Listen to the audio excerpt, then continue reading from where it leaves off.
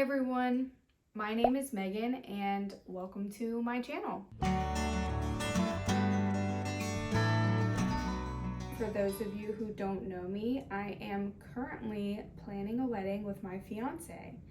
We got engaged last year on my 24th birthday in Hawaii on vacation. And although that was probably one of the best days of my life, it was also definitely one of the craziest. So last year, Spencer and I decided that we wanted to go on a vacation, just him and I.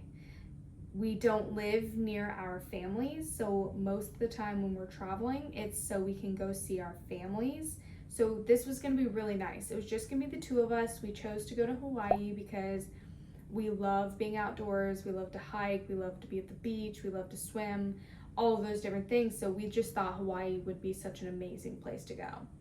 But from what I can remember, we did not get to our Airbnb until probably 10 or 11 at night. And as soon as we got to the Airbnb and we're settling in, Spencer's like, why don't we go watch the sunrise in the morning? He's like, I heard about this really great lookout spot where the sunrise is beautiful. We should go.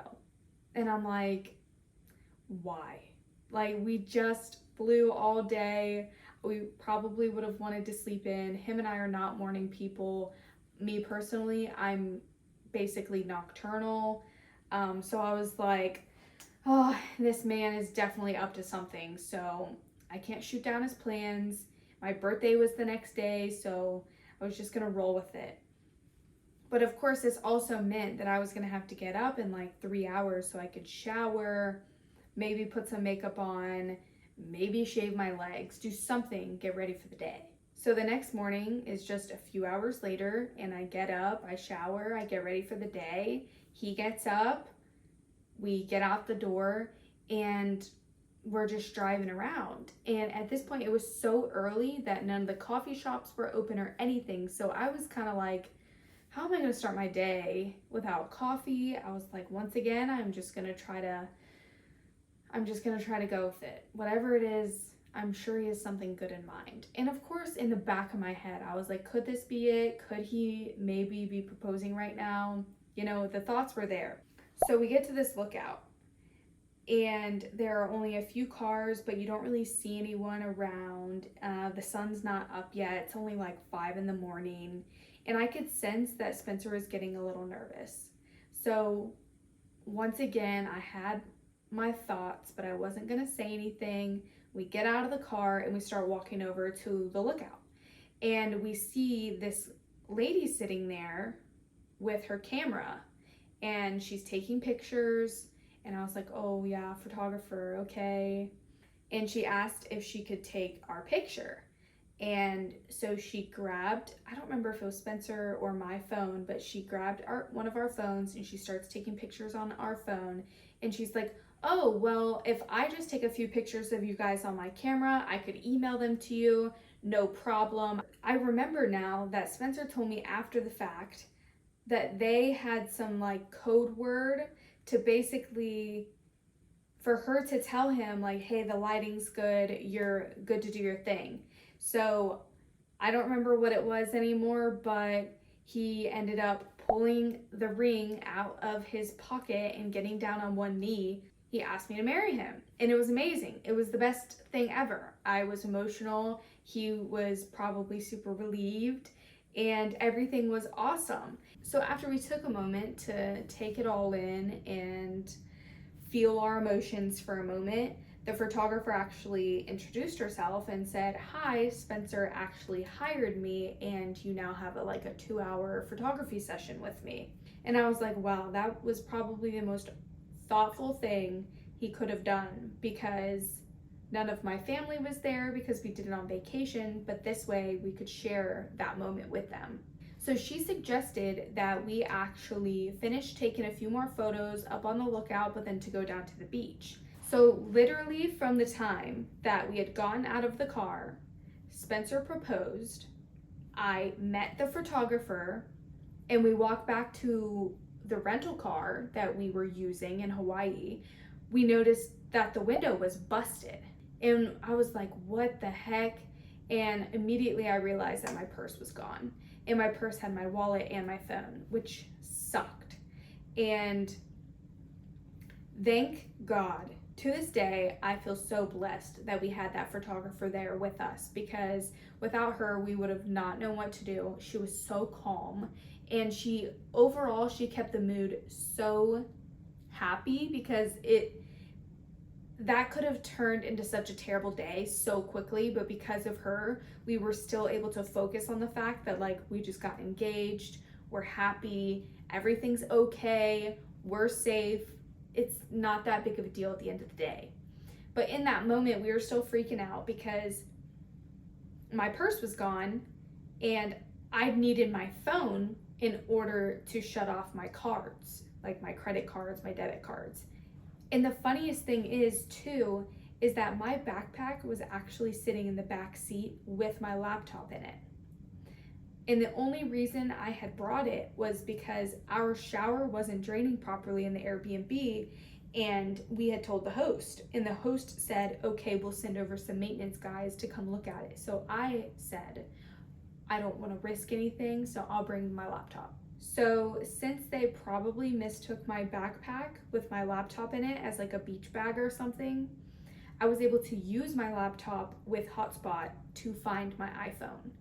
And I'll insert a picture, but Spencer had to climb down a cliff in order to find my phone, because they obviously had to chuck it out, so I couldn't track where they were.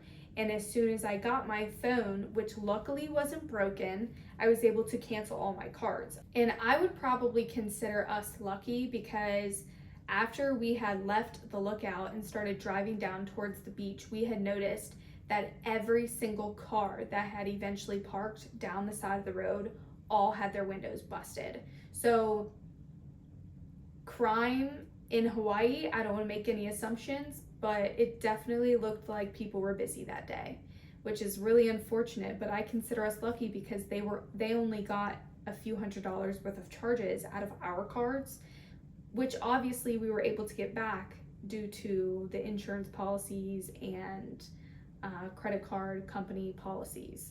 So after our amazing photographer continued to ensure that we were in an upbeat mood and that we were okay, we eventually finished our session, but we had to call the police obviously and make a report, and that took some time, and she still allowed us a full 2-hour window of time to just shoot pictures, which was, she never had to do that, but it was amazing of her. So unfortunately, the rest of the day was basically consumed with calling the insurance companies, calling our bank, calling our credit card companies, and just trying to, not only that, my car keys were in my purse. So I knew that when we got back to San Diego, we would have no way to get home because we were living over 3 hours away from San Diego at that point. At the end of the day, I still had an amazing birthday. I got engaged, and Spencer really proved to me that day that he is such an excellent person to go through tough times with, because I was sad that all of my different things had been stolen, my wallet, my purse, my car keys, my phone, which was luckily fine. But by the end of that day, Spencer and I had both felt such a full range of emotions, from nerves to happiness and excitement to rage, sadness, worry, everything.